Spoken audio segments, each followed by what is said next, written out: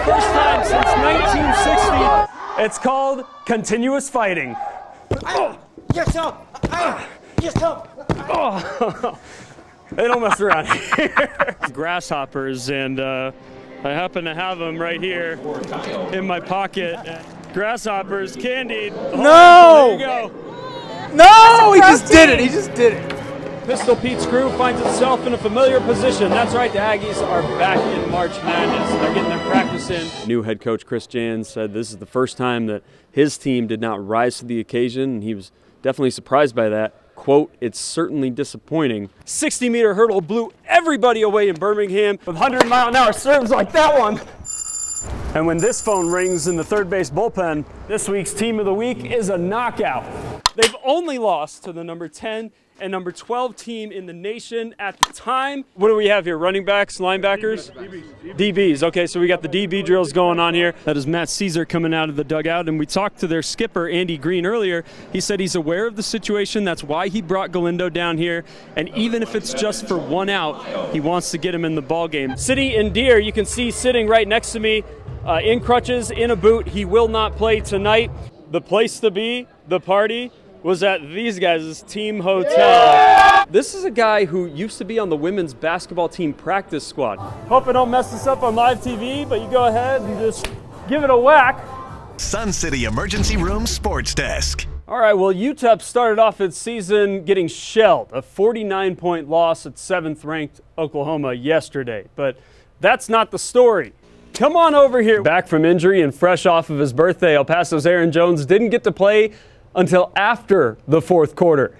He made the most of it, boys and girls. Quality over quantity. His only carry of the game. Ball game. National champion. The problem with that, I've got proof that didn't happen. Right here. So many things had to go wrong for that to happen.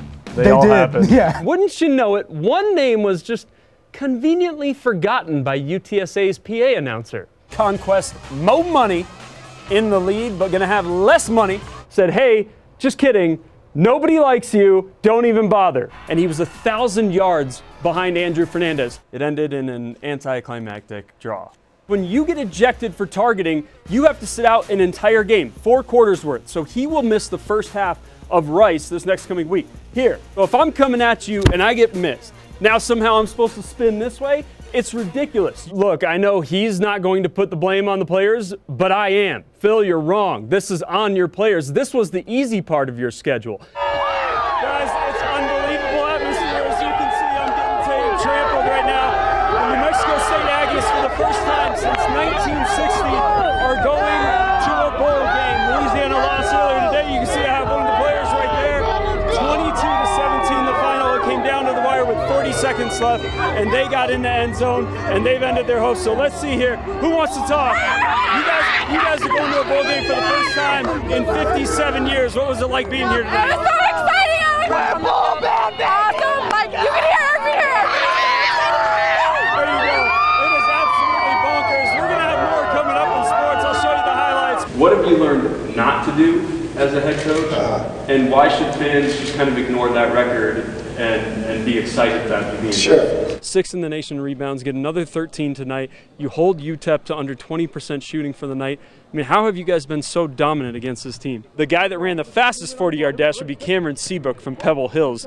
Cameron, what's it like to have this opportunity in front of 28 schools? What was the most challenging round for you? The most challenging round was when he hit me with, I think it was a jab. It wasn't that you guys weren't getting there, it was just that the ball wasn't going in. What is that feeling like, and maybe what was said at halftime? The rim wasn't unkind to them. They shredded us. Kind of just gave away the ball, didn't shoot the ball well. What do you think was behind that, or what's that feeling like when you're on the court and that's kind of happening? I think it was just our mindset doing that. It's like, what are we doing? Like, we feel lost on the court. Just one more win and they would finish the regular season undefeated. Standing in their way, the always dangerous Eastwood Troopers. We pick it up. Eastwood quarterback Seth Ochoa scrambling, firing, finding Pete Cadena in the back of the end zone, gets both feet down, would have been good in the NFL. Touchdown Eastwood, they're up 14-6. Back comes Montwood, Andrew Fernandez, finding Daniel Aguilar, touchdown. We're tied at 14 apiece. Then it's going to be Ochoa again. He wasn't going to lose tonight. I cannot relive that moment, you know what I'm saying? Like, yeah. So I just had to let it go and focus on more better things to come. This would be that moment UTEP's newest track star Michael Cerrone is referring to. National championships last year. Look at the Kenyans take off here from UTEP. Oh, one of them goes down. So it was just right here, then all of a sudden I was down on the floor. And I just saw everybody go past me. Man, it made me more hungry, you know what I'm saying? You know, that was like a moment whereby you can actually maybe give up running track or doing something because you felt like something that was surely yours was taken away. Whatever it is that's fueling Cerrone, it's creating a superstar. Oh, wow, I was like, man, this is the fastest time in the world. In Albuquerque, a new 600-meter world record to start the season. Man, world record? I still... Then, the second-best 800-meter time in NCAA history last week in Lubbock. The only man faster... 57, 58... Actually, it's his coach, Paul Ehring. And what's crazy about this is they're separated by 0.3 of a second. So, Coach, how hard can you really coach this guy? I mean, he's going to take over your record. You coach him any harder? Well, actually, you see, he's the one who can do. He's the one who can do justice to that record now. I've had it for a long time. It doesn't do me any good. There's no pleasure that I would ever get than if I can hand over to him. So, what exactly is the secret recipe to so much success? I'll go with what's it called? The seafood. The seafood. This Japanese name. Your big sushi guy? Yeah, sushi. Yeah. Sushi is the secret to your world record. Sushi is the secret. We got everything: protein, vitamins, carbohydrates.